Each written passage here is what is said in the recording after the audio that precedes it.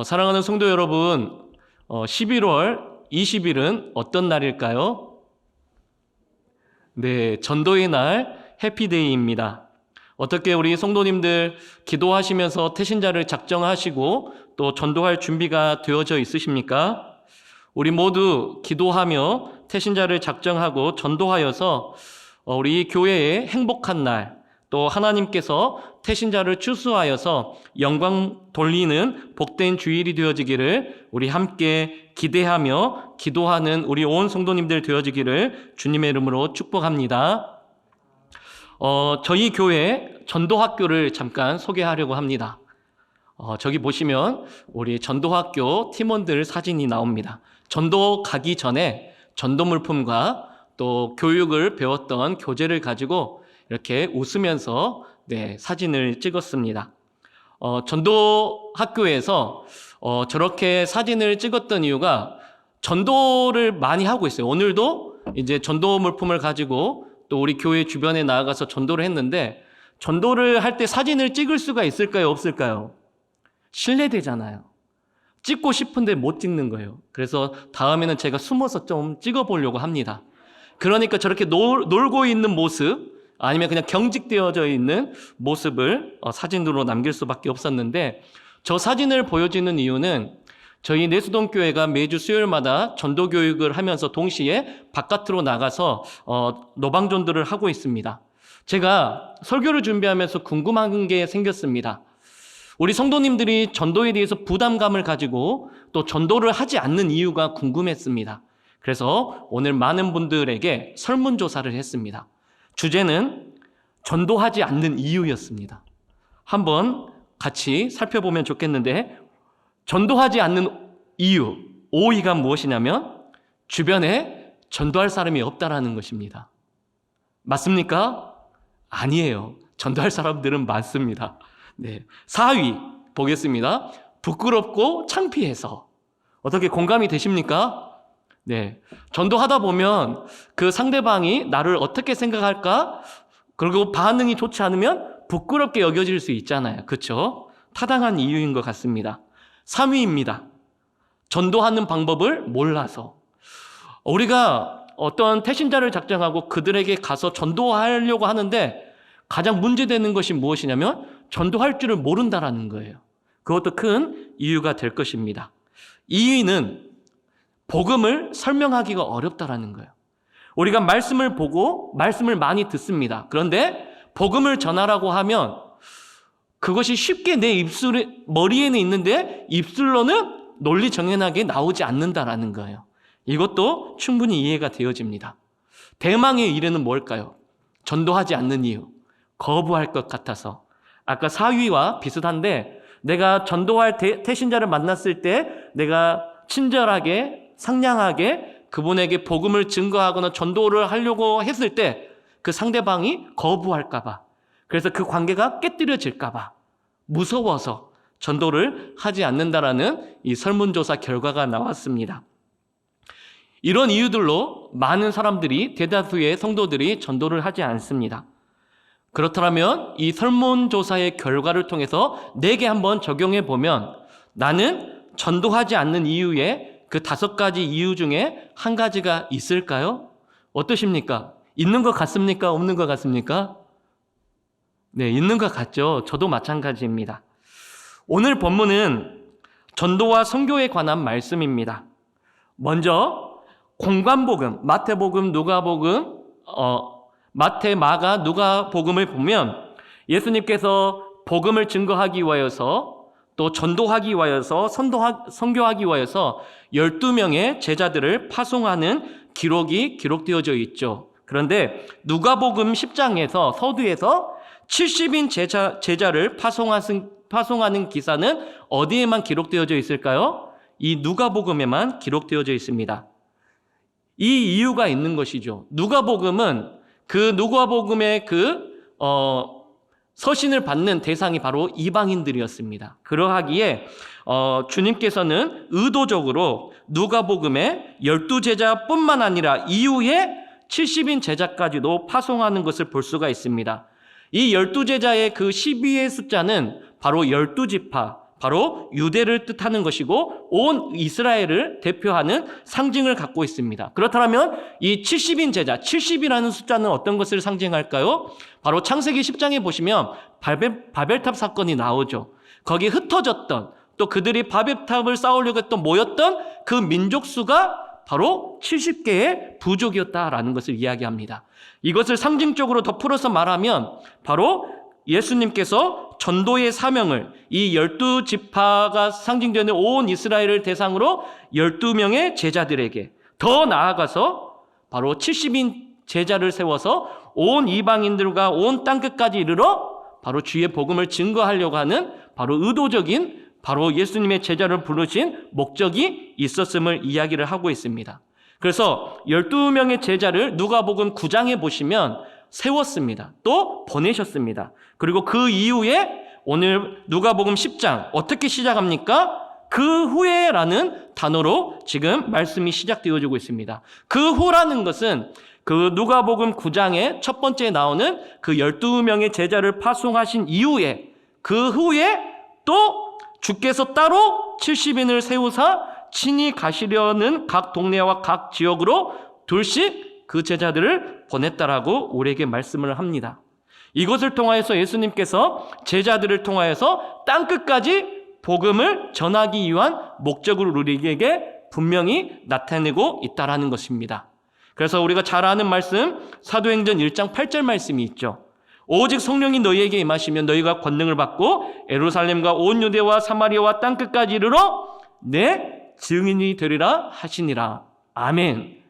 이 12명의 제자뿐만 아니라 70명의 제자뿐만 아니라 예수님을 믿는 모든 사람들, 성령을 받은 사람들, 예수님을 믿는 사람들에게는 바로 땅끝까지 이르러 복음을 증거할 사명이 있다는 것을 우리에게 말씀하시면서 땅끝까지 이르러 나의 증인 되기를 주님께서는 우리에게 부탁하고 있다는 것을 분명하게 말씀하고 있습니다. 사실 성경에서는 선교, 전도라는 단어가 나오지는 않습니다. 그렇죠?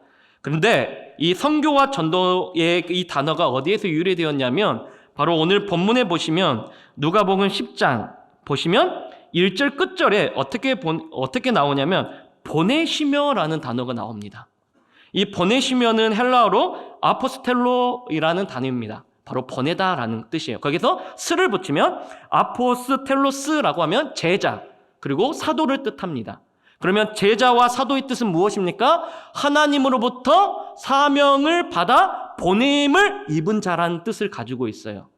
그 단어에서 유래가 되어져서 라틴어로 바로 미시오라는 말로 바로 보냄을 받은 자라는 뜻으로 유래가 되어서 미시오에서 영어로 번역이 되어서 미션, 선교, 또 미셔너리, 바로 선교사라는 단어로 이제 파송되었다라는 것을 볼 수가 있습니다. 중요한 것은 무엇이냐면 성경에서는 전도라는 말, 선교라는 말이 개역개정에서 나오지 않지만, 쉬운 성경이라든지 또 공동 번역에서 나오면 전도와 선교라는 말이 나오지만, 이 개역개정에서는 전도와 선교라는 말이 나오지는 않지만 바로 이 보내다, 이 말에서 전도와 선교가 유래되어졌고 또 분명히 주님께서 우리에게 말씀하신 것을 우리가 볼 수가 있는 것이죠. 그렇다면 여러분들 성경에서 가장 먼저 선교를 한 분이 누구신지 아십니까? 바로 요한복음 17장 18절 말씀인데요. 제가 한번 읽어보겠습니다. 아버지께서 나를 세상에 보내신 것 같이 나도 그들을 세상에 보내었고 라고 말을 합니다. 우리 선교에 주체가 있는데 바로 하나님이라고 말을 합니다. 그 하나님께서 바로 누구를 세상에 보내셨다라고 말을 합니까? 바로 예수님을 보내셨다라고 말을 합니다. 하나님께서는 그 선교의 사명을 예수님께 주시고, 예수님께서 이 땅에 오신 목적은 바로 죄에 빠져 죽어가는 영혼들을 구원하기 위하여서 선교의 주체 되신 하나님께서 예수님을 보내셨다라고 말을 하면서, 그 예수님께서 또한 누구에게 그 사명을 지금 위임하고 있다라는 것입니까? 나도 그들을 세상에 보내었고 라고 분명히 말을 하고 있는 것입니다. 그렇다면 여기까지 한번 정리해보면 선교와 전도의 주체는 하나님이 되시고, 또 가장 먼저 선교와 전도를 하신 분은 하나님이시고, 우리 인간이 죄를 위하여서 우리를 사랑하시기 때문에 그 사랑을 받은 예수님을 따르는 제자들, 보냄을 입은 모든 예수님을 믿는 백성들에게는 또한 무슨 사명이 주어졌다라는 것입니까? 전도와 선교의 사명이 주어졌다라는 것입니다. 그래서 예수님께서 우리가 잘 아는 말씀처럼 승천하시기 전에 제자들에게, 예수님을 믿고 따르는 자들에게 이렇게 말씀하시죠. 마태복음 28장 18절에서 20절 말씀이죠. 예수께서 나와 말씀하여 이르시되 하늘과 땅의 모든 권세를 내게 주셨으니 그러므로 너희는 가서 모든 민족을 제자로 삼아 아버지와 아들과 성령의 이름으로 세례를 베풀고 내가 너희에게 분부한 모든 것을 가르쳐 지키게 하라. 볼지어다 내가 세상 끝날까지 너희와 항상 함께 있으리라 하시니라. 아멘. 이 사실을 믿으십니까? 이 사명이 나에게도 있다라고 믿으십니까? 그런데 우리가 전도하지 못하는 이유는 앞서 말했던 것처럼 이 설문조사 5가지 가운데 분명히 전도를 못하게 하는 이유가 저와 여러분들에게도 있다라는 것입니다. 교회가 간혹 소심한 모습을 보일 때가 있습니다. 사람들에게 굽실굽실거리면서 우리 교회 좀 나와주세요 라고 이렇게 전도하거나 또 선교하는 경우가 있습니다. 그런데 이것은 주님이 바라시는 모습이 아닙니다. 교회는 굽실거릴 필요가 없습니다. 굽실거릴 만큼 비천한 존재가 아닙니다. 누군가의 도움을 필요로 할 만큼 약한 곳이 교회가 아닙니다. 굽실거린 만큼 전도가 부끄러운 것이 아니고 또한 우리가 누구의 도움을 받아 선교할 만큼 약한 것이 선교가 아니라는 것을 우리에게 분명히 알려주고 있습니다. 그렇다면 오늘 본문에서 예수님께서 제자들에게 기대하시는 전도와 선교의 모습은 어떠할까요? 복음을 선포하고 전도하고 선교하는 제자들은 겸손해야겠지만 당당하고 담대하게 진리와 복음의 말씀을 전해야 하는 것이 바로 주님의 마음입니다. 그래서 오늘 본문을 통해서 3가지를 보기를 원하는데, 먼저 예수님은 복음으로 세상으로 나아가는 제자들에게 기대하는 모습이 있었는데, 첫 번째, 염려 없이 믿음으로 나아가라고 말씀하고 있습니다. 그래서 4절 말씀인데요, 우리 읽진 않았는데 함께 읽어보겠습니다. 시작. 전대나 배낭이나 신발을 가지지 말며 길에서 아무에게도 무난하지 말며. 아멘. 복음으로 세상으로 나아가는 제자에게 주님은 빈 지갑으로 가라고 말씀하십니다. 주머니에 채워야 할 것은 복음으로 충분하다라고 말씀하십니다. 전대나 배낭이나 여분의 신발도 챙기지 말라라고 말을 합니다. 이것은 무슨 말입니까? 세상의 그 어떤 일보다 귀한 일을 하러 나가는 너희들에게 내가 염려를 없게 만들어주겠다라고 약속하는 것입니다. 사랑하는 성도님들, 저와 여러분들에게도 이와 같은 은혜가 있기를 바랍니다. 전도할 때 염려하지 말기를 바랍니다. 왜요? 우리의 쓸 것을 다 아시고 채워주시는 분이 주님인 것을 믿기 때문입니다. 세상에 가장 귀한 일을 하는데 하나님께서 우리의 그 부족한 것, 우리의 체험을 하시고 다 채워줄 줄 믿습니다. 그래서 예수님께서는 제자들에게 전대나 배낭이나 신발도 가져가지 말고 오직 내 이름으로 담대하게 나아갈 것을 부탁하고 있습니다. 두 번째, 예수님께서 세상에 복음을 들고 나아가는 제자들에게 기대하는 모습은 어떠합니까? 두 번째로 7절 말씀입니다. 우리 함께 읽어보겠습니다. 그 집에 유하며 주는 것을 먹고 마시라. 일꾼이 그 삭을 받는 것이 마땅하니라. 이 집에서 저 집으로 옮기지 말라라고 말을 합니다. 무슨 말입니까? 이제 복음을 증거하다가 어떤 우리가 도움이 필요할 수 있잖아요. 그래서 어떤 집에 머무를 수가 있는데 만약에 내가 요청했을 때 주면 감사하게 잘 받고 주지 않는다 할지라도 낙심하거나 걱정하지 말 것을 이야기를 하는 것입니다. 제자들이 갖고 온 복음은 세상 그 무엇과도 바꿀 수 없는 귀한 것이기 때문에, 생명과 같은 복음이기 때문에 담대하게 복음을 선포할 것을 이야기합니다. 우리가 복음을 증거하면서 혹 내 삶 가운데 채워지지 않는 것 때문에 복음을 전하는 것을 주저하거나 또 복음을 증거할 때 어떤 사람이 핀잔을 준다고 해서 무시를 한다고 해서 낙심하거나 무서워하지 말 것을 이야기하는 것입니다. 때를 얻든지 못 얻든지 간에 복음 전하는 일에 당당하게 선포할 것을 우리에게 명령하고 있습니다. 그리고 세 번째로 예수님께서 복음을 들고 세상으로 나아가는 저와 여러분들에게 어떤 모습을 기대합니까? 16절 말씀인데요. 우리 함께 읽어보겠습니다. 시작. 너희 말을 듣는 자는 곧 내 말을 듣는 것이요 너희를 저버리는 자는 곧 나를 저버리는 것이요 나를 저버리는 자는 나 보내신 이를 저버리는 것이라 하시니라. 아멘. 빈 지갑으로 가라고 하실 때는 주님께서 채워주시겠다고 약속하시는 것이고, 당당하게 선포하라고 하실 때는 제자들이 선포하는 그 복음의 내용을 결코 땅에 떨어지지 아니하도록 내가 그 복음에 능력이 있겠다라고 약속하십니다. 그러면서 제자들의 선포를 거부하는 자들에게는 가혹한 심판을 내가 내려주겠다라고 약속하는 것입니다. 무슨 말입니까? 바로 내가 뒷배는 주님이 책임져 주시겠다라고 약속하는 것입니다. 예수님께서는 제자들에게 세 가지의 모습을 기대하고 계십니다. 전도하러 나아갈 때 첫 번째는 염려하지 말고 믿음으로 나아갈 것을, 두 번째로는 복음 앞에서 당당하게 선포할 것을, 세 번째로는 주님께서 책임져 주시니까 걱정하지 말 것을 우리에게 당부하고 있습니다. 앞으로 해피데이 전도의 날을 맞이해서 우리 성도님들이 전도하게 되어질 터인데요. 이 세 가지 모습을 기억했으면 좋겠습니다. 만날 사람에 대해서 염려하지 않기를 바랍니다. 믿음으로 나아가시기를 바랍니다. 그리고 복음을 당당하게 선포하시기를 바랍니다. 그 모든 결과를 누가 책임져 주신다는 것입니까? 우리 하나님께서 책임져 주신다라고 약속을 하고 있는 것이죠. 그래서 전도와 선교는 주님의 보호 아래 있습니다. 그리고 제자들은 주님이 동행하는 자들이기 때문에 그들이 맡고 있는 전도의 사역과 선교의 사역 가운데 우리가 두려워할 필요도 없고 기죽을 것도 없다라고 담대하게 말씀하십니다. 그리고 우리에게 예법상 겸손함을 가지고 비굴하거나 소심하거나 기죽을 필요 없이 세상에서 가장 존귀한 하나님의 말씀을 가지고 정말 주님께서 잃어버리고 죽어가는 그 영혼들을 위하여서 복음 전할 것을 우리에게 말씀하고 계십니다.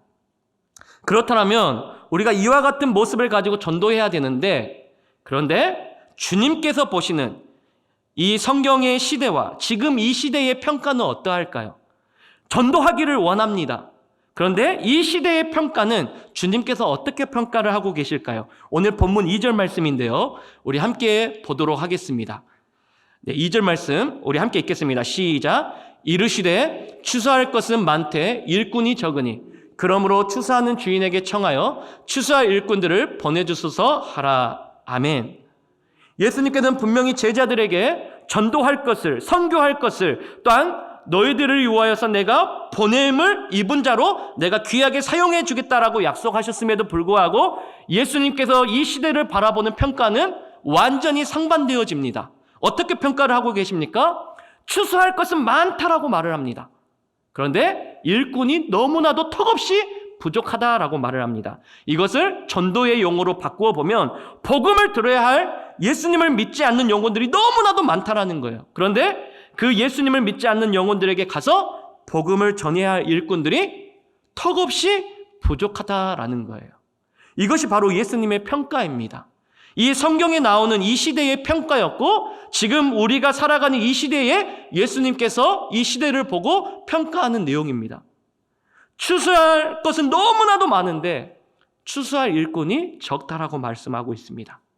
그것이 바로 주님의 마음인 것입니다. 그렇다면 왜 우리가 전도를 하지 못할까요? 근본적인 이유가 무엇일까요? 아까 설문조사 5가지 가운데 한 가지가 있습니다. 근본적인 원인입니다. 또 우리가 이 말씀을 들으면서 근본적으로 왜 나 자신이 전도하지 않을까? 또 이 시대에 많은 사람들이 전도하지 않을까? 우리가 한번 생각해 보기를 바랍니다. 오늘날 많은 사람들이 전도를 하지 않으니까 오히려 전도하지 않는 것이 당연해졌기 때문입니다. 우리 전도학교가 우리 교회 중심으로 나아가서 전도를 합니다. 그러면 전도하는 교회들이 많이 있을까요? 없을까요? 교회의 존재의 목적이 전도와 선교잖아요. 그러면 당연히 나갔을 때 많은 사람들이 전도하고 있고 우리 이 내수동 이 지역에도 많은 교회들이 있잖아요. 그 교회들이 그러면 당연히 이 전도와 선교의 일을 감당해야 되잖아요. 그런데요, 너무나도 안타깝게 저희 교회가 전도를 나가잖아요. 전도하는 교회가 한 군데도 없어요. 이것이 현실입니다. 우리가 복음을 증거해야 할 대상자는 너무나도 많은데 일꾼이 적은 것처럼 전도하는 교회가 없다라는 거예요. 오히려 우리가 전도하면서 무엇을 느끼는지 아십니까? 신천지, 구원파 이런 이단들이 전도하고 있어요. 그러면서 우리 권사님이나 집사님들이 전도하고 돌아와서 우리에게 이야기를 나누죠. 목사님, 예쁜 청년 자매가 띠를 두르고 정말 여호와의 증인으로서 잘못된 말씀을 증거하고 있습니다. 그런데 그 모습이 너무나도 아름답고 예쁘고 너무나도 당차다는 거예요. 이것이 현실이다라는 것입니다. 예수님의 평가는 정확하십니다. 이 시대를 보면 전도하는 교회가 드물어요. 전도하지 않습니다. 많은 이유들이 있겠죠. 코로나, 또한 전도하는 사람이 없기 때문에, 현대 사회인들이 바쁘기 때문에 등등 이유들이 있겠지만 어떻게 보면 그것은 주님 보시기에 핑계받게 되지 않는 이유일 것입니다. 근본적으로 전도하지 않는 이유는 전도하지 않는 시대가 되어버렸습니다. 그리고 그것을 바라보면서 안타깝게 여기거나 걱정하는 사람들이 없어지고 당연한 것처럼 받아들이기 때문에 그것이 문제가 되었다라는 것입니다. 혹시 저 교회 다니십니까? 왜 이러세요? 이렇게 이상하게 여긴다라는 거예요. 우리의 심지어 예수님을 믿는 우리들도 만약에 어떤 사람이 전도하고 있으면 와, 저 사람 대단하네 라고 속으로 이야기나 하지만 우리가 저 사람을 닮아야겠다, 본받아야겠다, 따라야겠다라고 하는 사람은 흔치 않다라는 것입니다. 우리가 전도하는 것을 두려워하는 이유는 단 한 가지밖에 없습니다. 내가 전도했을 때 상대방이 나를 어떻게 볼까? 그것이 무섭기 때문입니다. 두렵기 때문입니다. 부끄럽기 때문입니다. 나를 우습게 보지는 않을까? 내가 우스운 사람이 되지는 않을까? 라는 두려움이 생기기 때문입니다. 이 두려움 때문에 전도를 하지 못하는 것이 근본적인 이유입니다. 여러분들은 어떻게 생각하십니까? 동의하시는 분도 있을 것이고 동의하지 않는 분들도 있을 것입니다. 그만큼 이 시대가 전도하는 것이 이상히 여기는 시대가 되었다라는 것입니다. 전도하지 않는 것이 편안한 시대, 전도하는 것이 이상한 시대로 비추는 모습이 지금 저와 여러분들이 살아가는 이 시대의 현 주소다라는 것입니다. 그렇다면 이런 분위기 가운데, 이런 시대 가운데 예수님께서는 우리에게 어떻게 전도할 것을 명령하고 있을까요? 오늘 1절 말씀입니다. 우리 함께 읽어보겠습니다. 시작. 그 후에 주께서 따로 70인을 세우사 친히 가시려는 각 동네와 각 지역으로 둘씩 앞서 보내시며 라고 말을 합니다. 이 말을 좀 쉽게 이야기하면 예수님께서 예수님의 제자들에게 이렇게 말하는 거예요. 얘들아, 지금 일꾼이 없단다. 전도할 사람들이 없다고 이야기가 들어왔어. 그러니 너희들이 내 제자이니까 먼저 너희들이 가. 너희들이 먼저 전도하러 가. 너희들이 전도하게 되어질 때 어색할 거야. 왜냐하면 이 시대가 전도하는 사람들을 우습게 여기거든. 또 창피하게 여기거든. 그래서 어색할 거야. 그럼에도 불구하고 추수할 사람들은 많은데 일꾼이 없다라고 하니까 너희들이 먼저 가. 그런데 혼자 가면 부끄러울 수 있으니까 2명씩 가. 라고 이야기를 하는 것입니다. 이것이 바로 주님의 명령이다라는 것입니다. 먼저 가라는 거예요. 그런데 여전히 우리는 그 명령에 순종하지 않고 있어요. 그 이유가 뭐예요? 내가 순종하고 따르게 되었을 때, 내가 전도하러 나아갔을 때 상대방이 나를 우습게 여기거나 비방하거나 나에게 어떤 우스움을 줄 수 있기 때문에, 그것이 무섭기 때문에 우리는 가지 못한다라는 거예요. 그런데 주님께서 제자들에게 어떻게 말씀하십니까? 둘씩 앞서 보내며 라고 말을 합니다. 너희들이 먼저 가. 힘든 거 알아. 부끄러운 거 알아. 그런데 지금 너무나도 주님 곁으로 와야 할 영혼들이 많다라고 하는데, 그런데 그 영혼들에게 복음 증거할 사람이 없다라고 하니까 너희들이라도 먼저 가라고 우리에게 말씀하시는 거예요. 그것이 바로 주님의 말씀이다라는 것입니다. 두 번째로 주님께서 우리에게 어떻게 명령하고 계십니까? 2절 말씀입니다. 우리 함께 읽어보겠습니다. 시작. 이르시되 추수할 것은 많되 일꾼이 적으니 그러므로 추수하는 주인에게 청하여 추수할 일꾼들을 보내주소서 하라. 여기에서 눈여겨볼 단어가 청하여라는 단어예요. 여기서 청하다라는 것은 부탁하다, 또 우리가 더 쉽게 말하면 기도하다라는 거예요. 하나님, 예수님께서 가라고 하셨는데 너무나도 부끄럽고 우리를 도울 사람이 없다라고 합니다. 70명 가지고 되겠습니까? 전도를 받아야 할 대상은 너무나도 많은데 우리 가지고는 부족합니다. 그러니까 예수님께서 제자들에게 말씀하시는 거예요. 하나님께 기도해, 청하해 라고 말을 하는 거예요. 여기서 청하여 라는 말은 더 깊이 있게 말씀하면 강청하는 거예요. 강청. 강권하여서 하나님께 부탁하는 거예요. 이 직역하여서 이 단어를 살펴보니까 하나님 앞에서 구걸하여라고 이렇게 표현까지 하고 있어요. 그만큼 진실하게, 진중하게, 간절히 우리가 나아가서 전도할 때 우리의 힘으로는 부족하니까 하나님, 우리를 도울 수 있는, 우리와 함께 전도할 수 있는 사람들을 붙여주십시오 라고 기도할 것을 예수님께서 제자들에게 명령하고 있다라는 거예요. 사랑하는 성도 여러분, 우리의 힘으로 전도는 되어지지 않습니다. 하나님께서 은혜를 주시고 능력을 주시고 그 모든 결과를 주님께 우리는 단지 맡길 뿐이고, 우리는 나가서 주님께서 명령하신 것처럼 먼저 가는 것밖에 없습니다. 그리고 그것이 부끄럽게 여겨질 때 하나님 앞에 구걸하면서까지 도와주십시오라고 기도하는 자세가 주님께서 우리에게 원하는 모습이다라는 것입니다.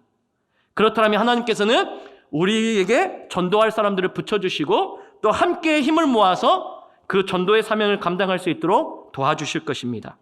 이것이 바로 예수님께서 이 시대를 평가하시면서 우리 예수님을 믿는 사람들에게 두 가지 명령, 먼저 가, 그리고 기도해. 그러면 그 적은 숫자이지만 내가 그 많은 것들을 추수할 수 있도록 내가 함께 할 거야 라고 하나님께서 말씀하시는 것입니다. 이 말씀이 제가 준비한 하나의 영상이 있는데 이 영상과 너무나도 흡사한 모습이에요. 우리 영상 잠깐 보도록 할게요. 어떤 미국의 해변가에 어떤 사람이 춤을 추고 있어요. 근데 혼자 춤을 추면 부끄러울까요? 부끄럽지 않을까요? 저는 못합니다. 소심하기 때문에. 그럼에도 불구하고 저 사람은 열심히 춤을 추고 있어요. 그런데 어떤 사람들이 보니까 저 사람 이상하네? 부끄럽지 않은가? 그런데 뭐가 신이 나서 저렇게 흔들고 있지? 그러니까 나도 한번 가서 해볼까? 어떤 사람이 나타났습니다. 그래서 함께 흔듭니다. 그러자 다른 사람도 보니까 재밌게 생긴 거예요. 나도 한번 해볼까? 한 사람이 모이고 한 사람이 모이고 또 한 사람이 모이고 그러다가 이제 저렇게 많은 사람이 모이다가 결국에는 어떻게 되어집니까? 이제 영상이 짧기 때문에 나머지 그 많은 사람들이 모여서 다 같이 춤을 추는 거예요. 와, 이 모습을 보면서 예수님께서 오늘 말씀 가운데 말씀하시는 내용과 똑같다라고 저는 생각했습니다. 처음에 우리가 전도하러 나가면 어때요? 부끄럽잖아요. 이상하게 느껴지잖아요. 그런데 한 명이 모이고 또 다른 한 사람이 모이고 다른 한 사람이 모이고 그것이 어떻게 많은 사람들이 모이게 되어지면 춤추는 것이 부끄럽습니까? 부끄럽지 않습니까? 처음에는 시작할 때는 부끄러울 수 있겠지만 오히려 춤을 추지 않는 사람들이 나중에는 부끄럽게 여겨지는 거예요. 이 현상을 전문 용어로 티핑 포인트라고 합니다. 어떤 작은 변화 가운데 그 변화들이 모아져서 결국에는 대반전의 역사가 나타난다라는 그 용례가 바로 티핑 포인트라는 거예요. 저는 이 티핑 포인트가 우리 찬양대 가운데 있기를 주님의 이름으로 축복합니다. 저렇게 너무나도 아름다운 우리 여성분들이 하나님을 찬양하고 있잖아요. 약 10명의 우리 찬양대입니다. 저 자리를 우리가 기도하며 사명을 잘 감당하다 보면 언젠가 이런 사람들이 생길 거예요. 나도 저 자리에서 하나님을 찬양하고 싶어. 한 사람이 더 붙을 것이고 또 다음엔 하나님이 또 한 사람을 보내주실 것이고 저 자리가 나중에는 정말 아무나 들어가지 못하는 그와 같은 영광스러운 자리가 될 것을 믿습니다. 그 티핑 포인트가 우리 찬양대 가운데 있기를 주님의 이름으로 축복합니다. 뿐만 아닙니다. 새벽 기도, 수요 예배, 금요 예배, 센터 워십 등 코로나로 인해서 온라인 예배가 너무나도 활발하게 이루어지고 있지만 그 사람들이 현장으로 한 명씩 나오고 한 명씩 나오는 그 티핑 포인트가 생겨질 때 우리 교회는 앞으로도 더욱더 하나님 보시기에 건강하고 살아 움직이는 교회가 되어질 것을 믿습니다. 처음입니다. 시작입니다. 그렇다면 가장 중요한 것은 무엇일까요? 만약에 수요 예배로 본다라고 하면 여기에 모인 저와 여러분들은 한 사람 한 사람들입니다.